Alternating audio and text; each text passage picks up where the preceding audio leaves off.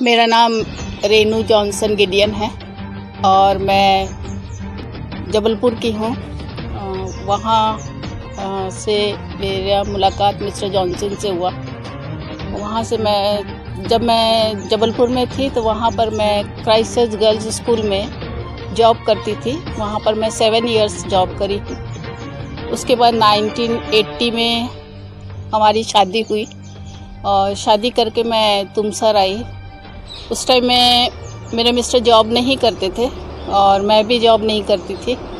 और जब यहाँ पर जब हम आए तो ये बंगला जो था काफ़ी फेमस था, टीआई साहब के नाम से फेमस था। और यहाँ पर हम मतलब सेवा के भाव से ही हम दोनों ने शादी किया था और सेवा ही कर रहे थे हम दोनों। मतलब गांव-गांव जाके प्रचार भी करते थे। संडे के दिन निकलते थे अपना टिफ़िन बांध के, कभी गोबरबाई, कभी खम्बाटा, ऐसे जगह जगह हम जाते थे। और फिर यहाँ पर हम लोग परिस्थिति ऐसी थी हमारी कि सभी काम हम ही को करना पड़ता था और काफ़ी यहाँ पर जंगल था और लंबे लंबे घास थे और आने जाने में लोग बहुत डरते थे। तो ऐसी परिस्थिति आई हमारे बीच में कि बाद में हमें पेड़ों की पत्ती जो गिरती थी उसको हम बटोरते थे और उसको हम लोग बेचते थे 7 रुपये बंडी से। और इसी प्रकार हमारे यहाँ पर बहुत सारे फलों के भी पेड़ थे, जैसे आंवला है, बेर है, कविट है, चीचबिलाई है। परंतु ये सारी पेड़ें जो मम्मी हमारी थी वो भी एक लेडी प्रभु की ही थी, वो सेवा के भाव से थी और मेजर थी वो मिलिट्री में। और यहाँ पर वो इनका जो उद्देश्य था वो मतलब यहाँ के जो लोग हैं उनके बीच में कार्य करने के लिए। तो वो फ्री में मतलब सबकी डिलीवरी भी करती थी क्योंकि वो मिलिट्री में मेजर हॉस्पिटल में थी। इस प्रकार हम लोग सब जो थे तो सेवा के भाव में थे। और उसके बाद मेरे धीरे धीरे फिर हमारा मतलब पहले बेबी हुई, फिर बाबा हुआ, फिर बेबी हुई। इस प्रकार मेरे 3 बच्चे हुए। मुझे ऑफ़र बहुत आया था जॉब का, पर मैं 3 बच्चों के कारण कहीं जॉब करने नहीं गई। उसके बाद मुझे मेरे मिस्टर फिर खम्बाटा में जॉब के लिए बुलाया गया। वहाँ पर वो जॉब करने लगे।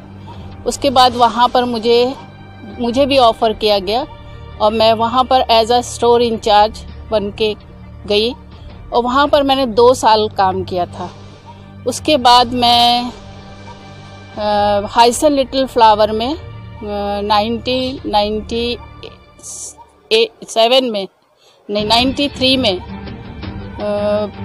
यहाँ हाइसन लिटिल फ्लावर में मैंने जॉब किया और वहाँ पर मैंने 7 इयर्स जॉब किया एज अ टीचर।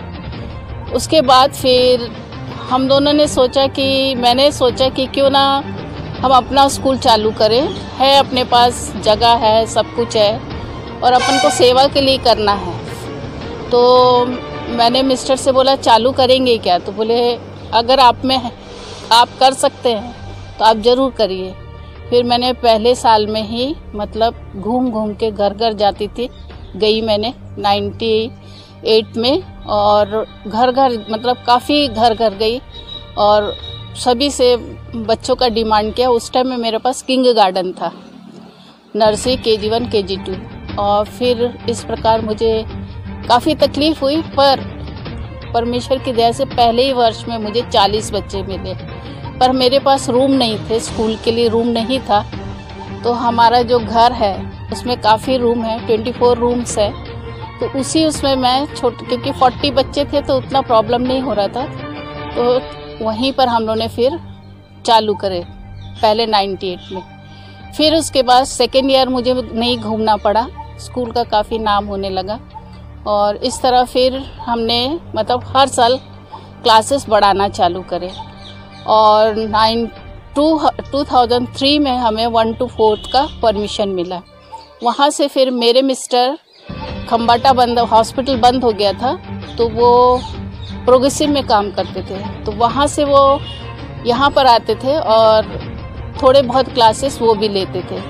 फिर मैंने एक ब्रांच सिहोरा में भी खोल के रखा था, तो मैं यहाँ पर 12 बजे तक करती थी और उसके बाद मैं सिहोरा जाती थी।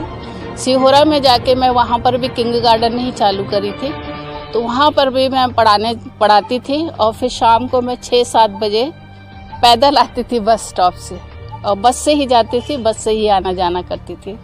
तो काफ़ी स्ट्रगल बड़ा लाइफ था हमारा, और हमारा ऐसा कोई बिजनेस का नहीं था, केवल ये हमारा था कि एक सेवा का कार्य करना है। उसके बाद हमको बिल्डिंग की ज़रूरत पड़ी, तो पहला रूम जब हमने उठाया तो बैंक से लोन लिए।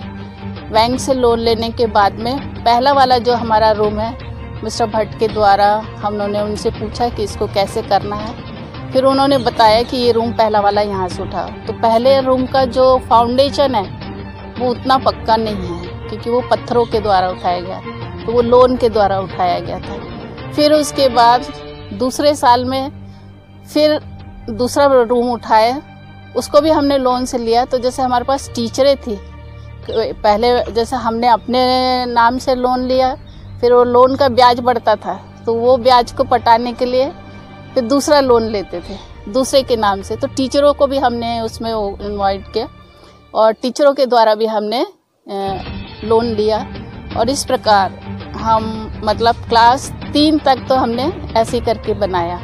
और फिर इसी बीच मिसेस भट्ट भी उन्होंने भी फिर भैया बोलने लगे, मिस्टर भट्ट बोलने लगे कि मीरा को भी अपने साथ में रखो, बोले ये भी बाहर जाएगी तो अच्छा रहेगा। तो फिर मीरा भी साथ में आई और वो किंडरगार्टन मतलब नर्सरी पढ़ाने लगी। ये मेरे स्कूल का नाम सेंट जॉन स्कूल है, और जब मैंने ये स्कूल चालू करा था तो 40 बच्चे थे मेरे पास, और आज 2021 में मेरे पास 800 बच्चे हैं। और यहाँ पर हम लोग बहुत चैरिटी का वर्क करते हैं।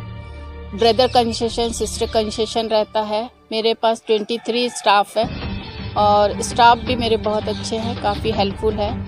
और हमें बेस्ट स्कूल अवार्ड भी मिला, जिसमें हम 2nd पोजीशन में थे। और तहसील ऑफिस में भी हम फंक्शन देते थे, तो वहाँ पर भी काफ़ी अच्छा प्रदर्शन रहता था और प्राइज़ मिलता था हम लोग को। और ऐसे बहुत सी टीचरें हमारे यहाँ जो है वो गरीब है, तो जैसे उनको कुछ ऐसा प्रॉब्लम होता है, उनके बच्चों को हम फ्री पढ़ाते हैं। ऐसे 5-6 टीचरें हैं जिनके बच्चों को हम फ्री पढ़ा रहे हैं। और रिक्शे वाला बच्चा है, मैंने जैसे बताया कि रिक्शे वाले बच्चे भी यहाँ पढ़ते हैं, जो कि रोज़ का कमाते हैं 5 रुपये। उस टाइम में 5 रुपये वो जमा करते थे और मुझे फ़ीस ला के देते थे। तो ये बातें जब मैं देखती थी तो बड़ा दुख होता था मुझे, पर उनका ऐसा कहना था कि मैडम सबसे कम फीस हमारे स्कूल का है, और वो बच्चे यहाँ से पढ़कर कुछ बन जाएंगे। और वो बच्चे पढ़कर बने भी हैं और आते भी हैं, पैर भी पढ़ के जाते हैं। तो ये बहुत अच्छा लगता है कि हमको प्रभु ने अपनी सेवा के लिए रखा है, और जब तक हम यहाँ पर हैं तो उसी के लिए वर्क करेंगे। मेरे स्कूल में हमारे ही फैमिली के हम लोग 5 जन हैं।